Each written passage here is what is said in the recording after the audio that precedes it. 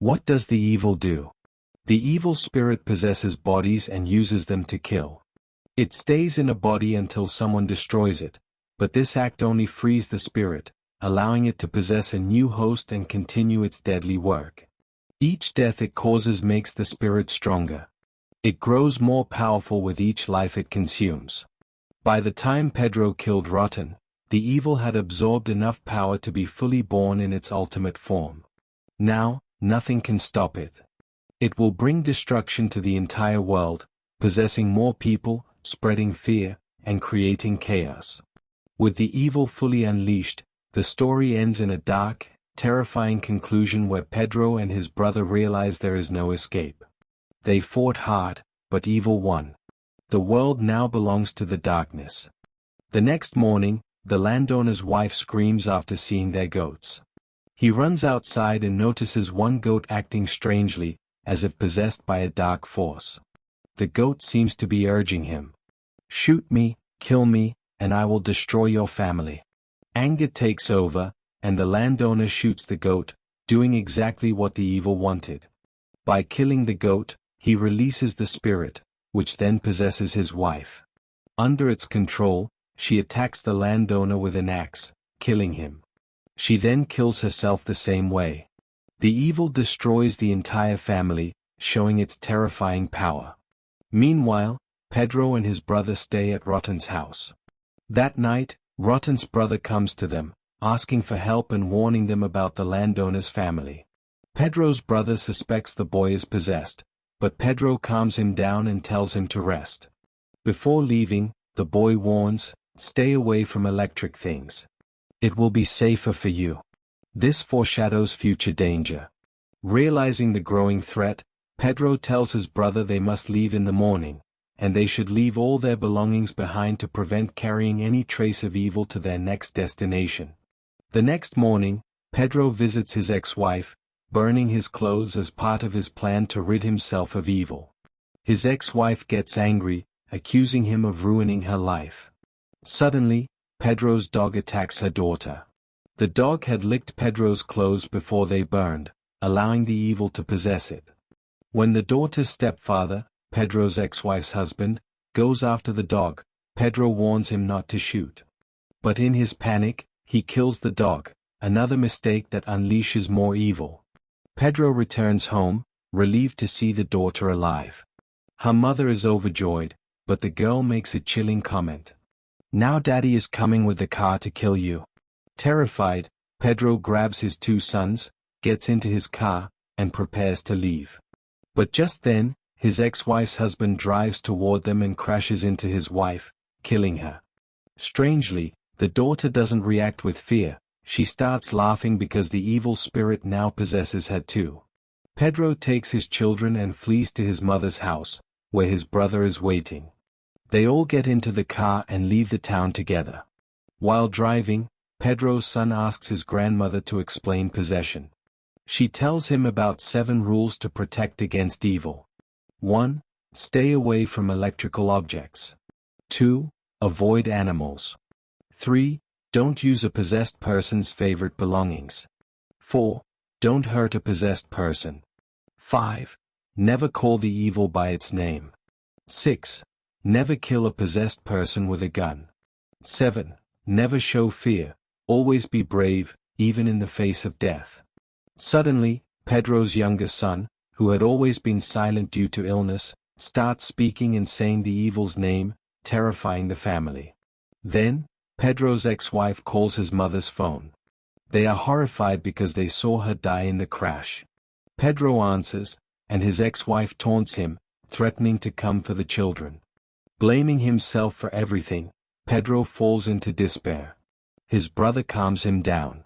With no place left to go, Pedro's brother suggests going to the house of a woman named Martha, a former cleaner who still follows all the rules and might help them. When they arrive, Martha welcomes them and lets them stay. Pedro's brother explains everything that has happened.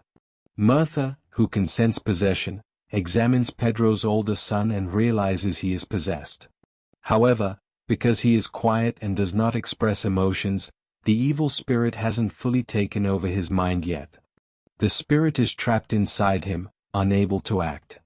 Mirtha gathers her weapons and tools, preparing to fight the evil. She tells them they must destroy Rotten to stop the possessions.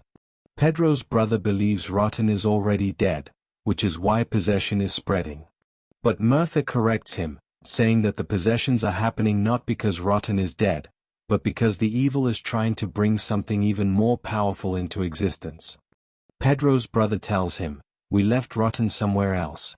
Mirtha scolds him, saying, "That was the worst thing you could have done." Pedro explains that they didn't have a choice, the landowner forced them to do it. Now, Pedro's brother goes in search of Pedro's ex-wife and his son, while Pedro and Mirtha set out to find Rotten. Their journey is dangerous because the evil has spread throughout the town. They must follow all the rules carefully. Mirtha warns Pedro, "Evil uses what we fear the most against us. That's why your ex-wife will come for your son, because you're afraid of her." As they travel, Mirtha shares her story. Her husband was a greedy man who tricked people using the church. He would hire actresses to pretend to be possessed by evil and perform fake exorcisms. But one day, a real possessed person appeared. That experience changed him, and he became a real cleaner. He believed in evil and Rotten, and it terrified him. One day, he went to exorcise a possessed person but never came back. Mirtha tells Pedro, "You can try to run from evil, but it will always find you, no matter how far you go. That's why I live alone, leaving everything behind." Meanwhile, Pedro's eldest son is fully possessed. He acts strangely, asking Pedro's mother for food in a way that isn't normal. Pedro's brother, still searching for Pedro's ex-wife, finally finds her. She, too, is completely possessed. To his horror, she is eating the head of her youngest son. In shock, he drives his car into her, crushing her. However, he also severely injures himself in the crash. Pedro and Mirtha continue searching for Rotten and arrive at a school. Inside, they find children sitting silently in eerie, unnatural positions. Mirtha signals Pedro to stay quiet. These children are also possessed. Shadows move strangely throughout the building. A young girl approaches them and lies, saying, "My dad took Rotten home." The possessed children are trying to mislead them. Pedro and Mirtha discover a hidden area beneath the floor, where they find piles of dead bodies. The possessed children had killed the victims and hidden them there. Rotten's body is buried underneath the corpses. Mirtha sets up her cleaning equipment and tells Pedro to pull Rotten out. As Pedro prepares to do so, the evil begins to control his mind, trying to stop him. At the same time, the possessed children lock Pedro inside the room. Through the window, Pedro sees that the children have killed Mirtha and are dragging her lifeless body away. Consumed with rage, Pedro breaks down the door, grabs Rotten, and kills him. He believes the nightmare is finally over. But it isn't. This is exactly what the evil wanted. By destroying Rotten's body, Pedro has freed the spirit. Now, the evil takes its true form. It places its hand on Pedro's head, acknowledging the role he played in helping it be reborn. Fully unleashed, the evil escapes into the world, ready to spread and possess more people. Pedro returns home, where he and his brother embrace, weeping with sorrow. They realize they have failed. Despite everything they did, they couldn't stop the evil. They know it will spread beyond the town, infecting the city and beyond, growing like a deadly disease. Pedro suddenly remembers that Rotten's younger brother is still hidden in the store. He goes to speak with the boy, who reveals a horrifying truth. He says, "A voice told me to kill the cleaner and eat him." The dead man they found earlier had been murdered by Rotten's brother. The boy adds, "I did the same to my mother. I killed her and ate her."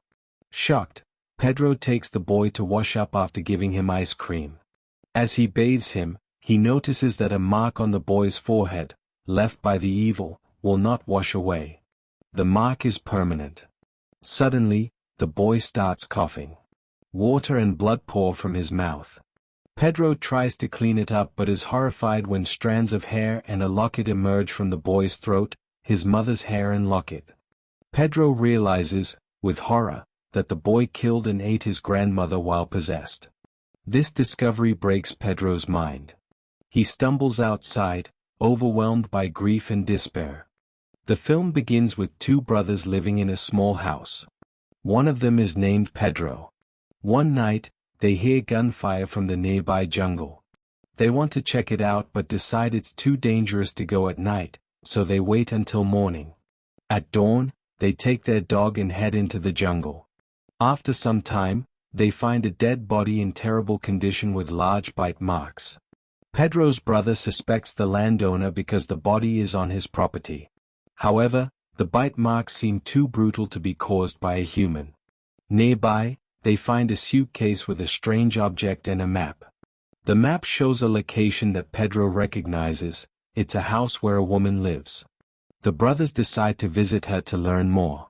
When they reach the woman's house, she explains that the dead man was a cleaner. In the film, a cleaner is like a priest who removes evil spirits. She says she called the cleaner to help with her son, who had become rotten. Her son's body had decayed and rotted because he was possessed by a powerful, evil spirit. The evil spirit controlled him, making him unable to move as his body fell apart. The woman says that if a normal person, not a cleaner, kills a possessed person, the evil spirit will spread and curse the killer and their family. That is why it is dangerous for anyone other than a trained cleaner to act. Pedro gets angry and asks why she didn't get help sooner. The woman replies that she had asked the church for help a year ago but no one came. Pedro is still upset but realizes they need help from the police. At the police station, the officers don't believe the story. They tell Pedro and his brother that they need confirmation from the health department to see if the body's condition is due to disease or something supernatural. Until then, they refuse to act. Pedro mentions the landowner since both the dead cleaner and the rotten person are on his land, but the police refuse to blame him without evidence. Frustrated, the brothers leave. Later, they visit the landowner to tell him about the body and the dead cleaner. The landowner is defensive. He denies doing anything wrong and thinks it's a trick to take his land. Many people suspect him because he owns the property, and some believe he prevented the cleaner from helping so the evil spirit would stay. Angry and paranoid, the landowner decides to kill the rotten person himself. At night, he sneaks into the woman's house. She warns him not to do it. She reminds him that if he kills the rotten person, the evil spirit will possess him and torment his family too. As the landowner approaches the rotten person, the possessed body whispers to him, using his fears. "Kill me, and I will destroy every child your wife is carrying. I will take them all." The landowner, terrified, manages to control himself. He leaves the house in fear and sits in his car, shaken but alive. The next morning, Pedro, his brother, and the landowner's mother arrive. By then, the landowner has made up his mind. He will take the rotten body far away to end the nightmare. The landowner asks Pedro and his brother for help, and they agree.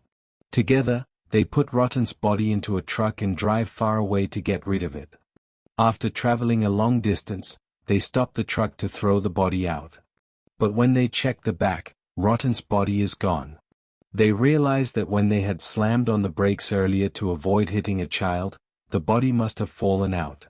Despite what happened, the landowner insists on finding the body. After their failed attempt, they return home.